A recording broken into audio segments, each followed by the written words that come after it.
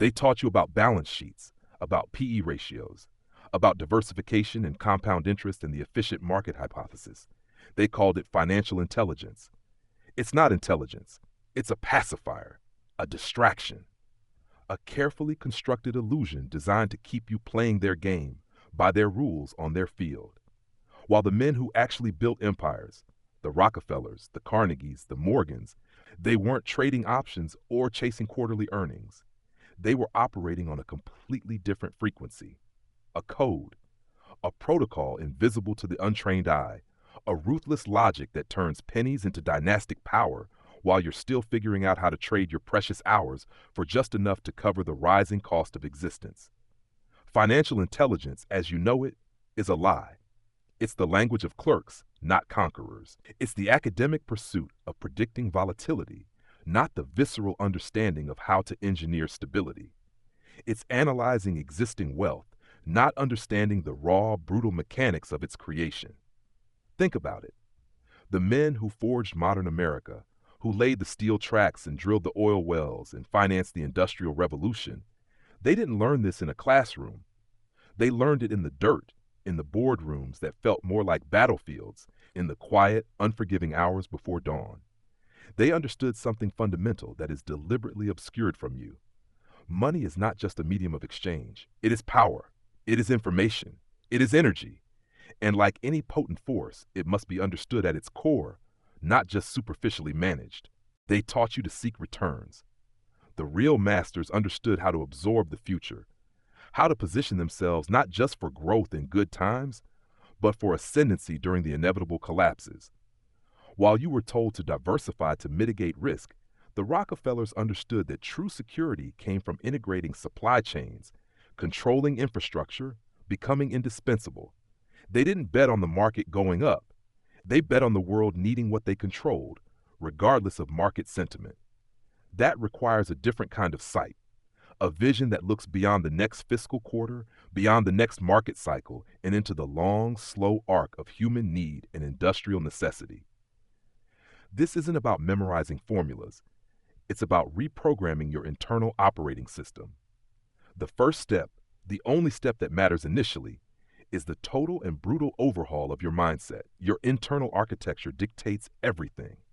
If it is weak, if it is cluttered with fear, with instant gratification, with the need for external validation, then no amount of financial knowledge will save you. You will be a ship with a rotten hull, taking on water no matter how expertly you read the charts. The wealthy, the truly wealthy who built empires that last, they cultivated a mindset of relentless discipline. Not the fleeting motivation of a New Year's resolution, but the ingrained, almost cellular habit of making the hard choice consistently without fanfare. They understood that comfort is the enemy of progress, that the path to enduring power is paved with delayed gratification. While others spent freely, Andrew Carnegie reinvested every spare dollar into his mills, squeezing costs, optimizing efficiencies, building an industrial colossus brick by painful brick. He didn't seek comfort early. He sought dominance. This isn't about deprivation for the sake of deprivation. It's about strategic austerity. It's about recognizing that every dollar saved, every expense avoided, every immediate pleasure deferred is a soldier added to your growing financial army. It's about understanding the profound difference between simply making money and actively accumulating power. Making money is a transaction. Accumulating power is a campaign. It requires focus, ruthless clarity, cutting away everything that is not essential to the mission. Think of Washington at Valley Forge. Not the victorious general, but the one facing starvation, desertion, and a seemingly impossible winter. His strength wasn't in the abundance of resources, but in the ironclad resolve to endure, to train, to prepare in the face of overwhelming hardship. That is the mindset required. The willingness to face the brutal reality, strip away the illusions, and focus solely on what is necessary for survival and eventual victory. This clarity extends beyond just spending. It's about understanding where you fit in the economic architecture.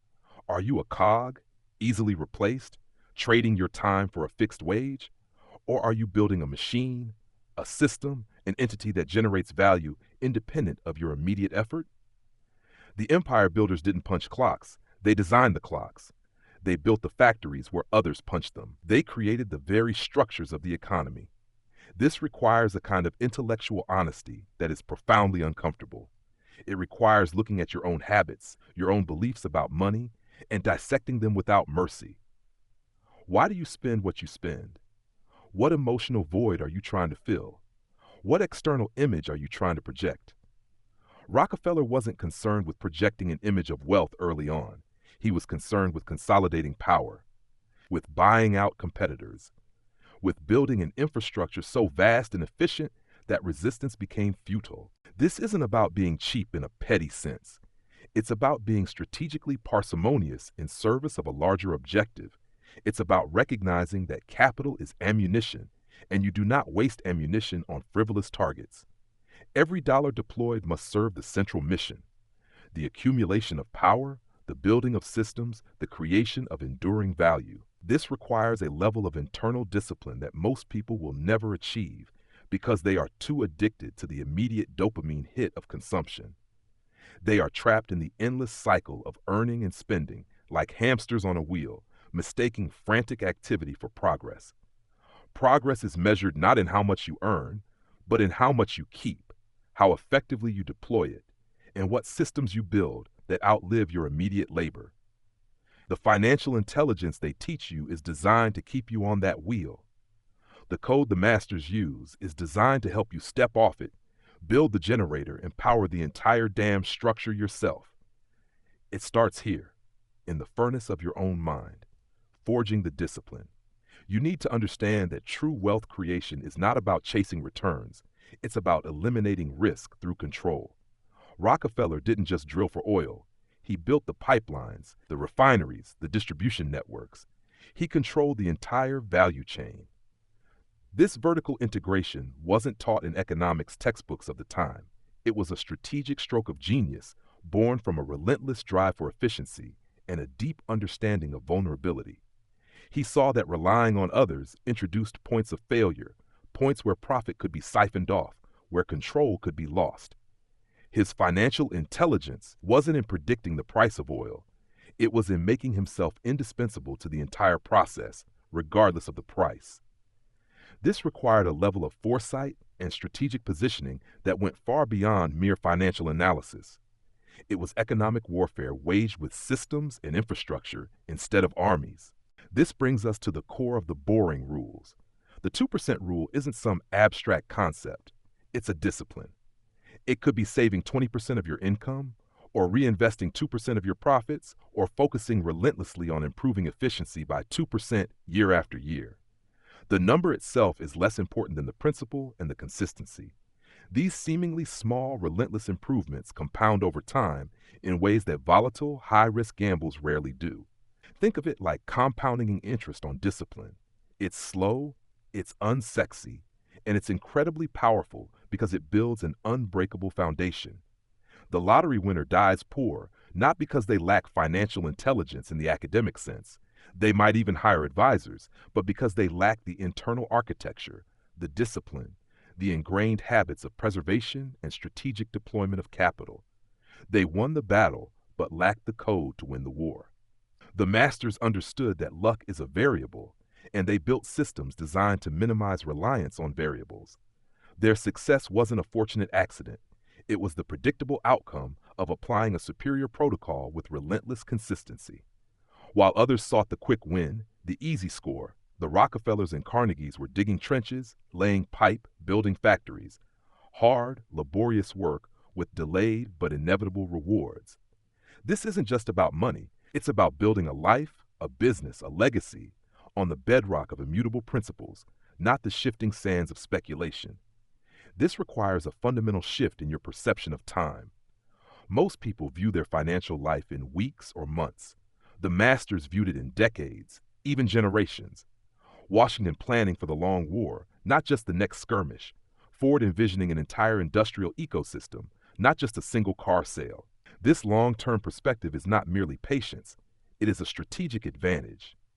It allows you to make decisions that look foolish in the short term, but are overwhelmingly powerful over the long haul. It allows you to endure temporary setbacks, knowing they are just small deviations on a very long trajectory. This is where the concept of systems becomes paramount. Wealth that endures is not built on individual effort alone, but on repeatable, scalable systems. These are the protocols, the processes, the structures that generate results independent of your moment-to-moment input. Think of Rockefeller's Standard Oil as a vast, interconnected system of production, refinement, transportation, and sales.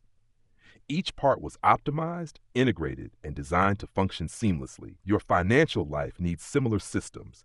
Systems for saving, for investing, for managing expenses, for identifying opportunities, for mitigating risks.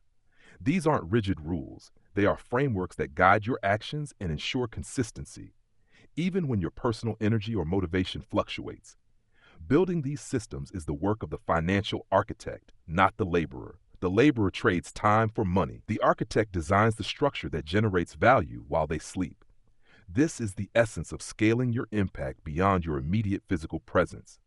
It requires foresight, planning, and the willingness to invest time and resources up front for a payoff that may be years away. It requires a profound belief in the power of leverage, not just financial leverage, but leverage of time, of effort, of knowledge. Consider the early railroad barons like Cornelius Vanderbilt. He didn't just run trains. He acquired competing lines, consolidated routes, built Grand Central Terminal. He built a system that dominated transportation. He saw the network effect, the power of control over infrastructure. His financial intelligence was in understanding how to build, connect, and control these physical and organizational systems to generate unstoppable economic force. He wasn't analyzing stock charts. He was redrawing the map of American commerce. This process of building systems is inherently strategic. It requires you to identify the key leverage points in your industry, your career, your personal finances. Where can you apply effort once for a sustained, compounding return? Is it building a skill that becomes increasingly valuable? Is it investing in assets that generate passive income? Is it creating a business that solves a persistent problem? It is not random activity. It is focused, deliberate system building. And once these systems are in place, they must be protected. Wealth preservation is not a passive activity. It is an active, ongoing battle. It requires understanding the threats: inflation, economic downturns, regulatory changes, unexpected crises. The masters weren't just good at making money, they were masters of defense. They held reserves, maintained liquidity, diversified within their core areas of control, and understood the power of owning hard assets.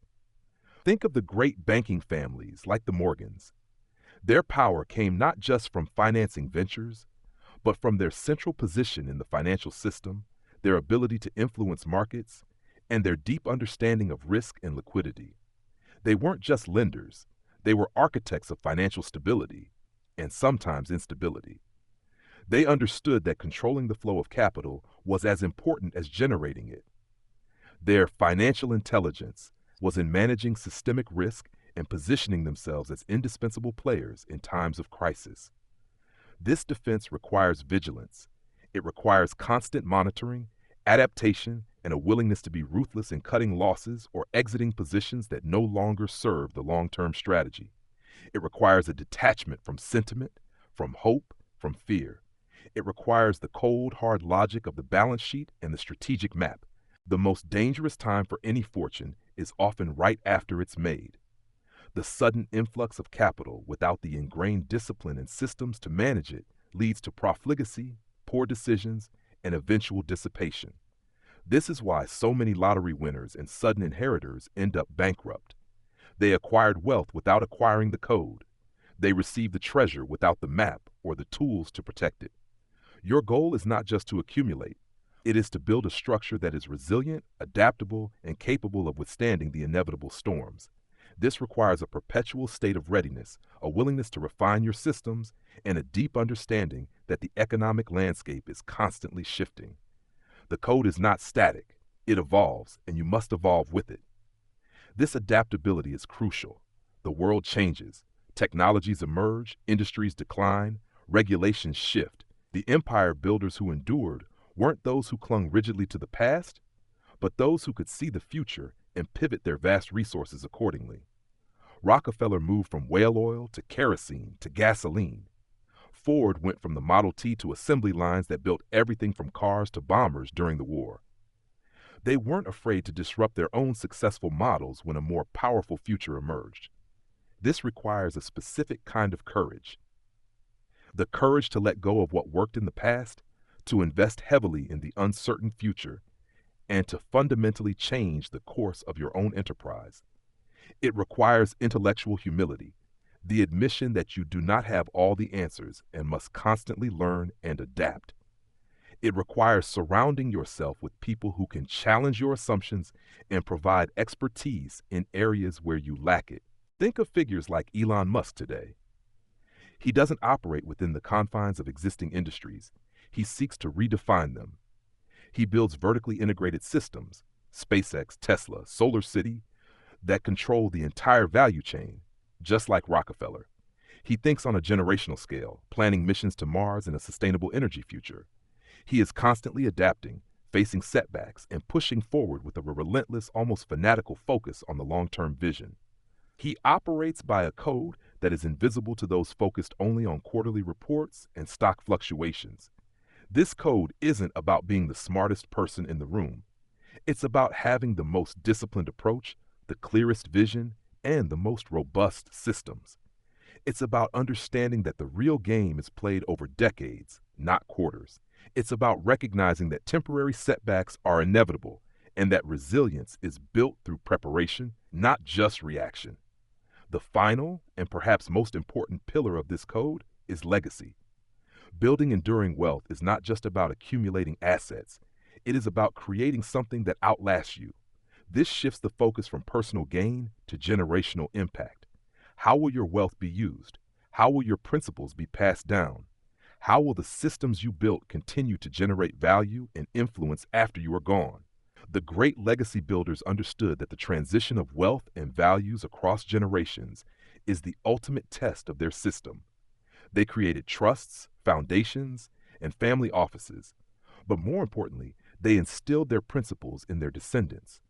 They taught them the code, not just how to spend the money. They understood that inherited wealth without inherited discipline is a curse, not a blessing. This requires a level of intentionality that goes far beyond estate planning. It requires actively cultivating a culture of responsibility, strategic thinking, and long-term stewardship within your family or organization. It requires teaching the next generation the difference between being consumers of wealth and custodians of power. This isn't an easy path. It is a path of constant challenge, of difficult choices, of relentless self-examination. It is a path that demands discipline when you are tired, clarity when you are confused, and resilience when you are defeated. It is a path that most people will not take because the lure of immediate gratification is too strong, the comfort of the known too appealing, the fear of failure too paralyzing. But for those who choose this path, for those who are willing to do the uncomfortable work of reprogramming their minds, building their systems, and focusing on the long game, the rewards are not just financial, they are foundational. They are the quiet confidence that comes from knowing you are building on bedrock, not sand. They are the freedom that comes from controlling your own economic destiny. They are the enduring impact that comes from building something that outlasts your own life. Stop chasing financial intelligence as defined by those who want to keep you as a user of the system, not a builder of it.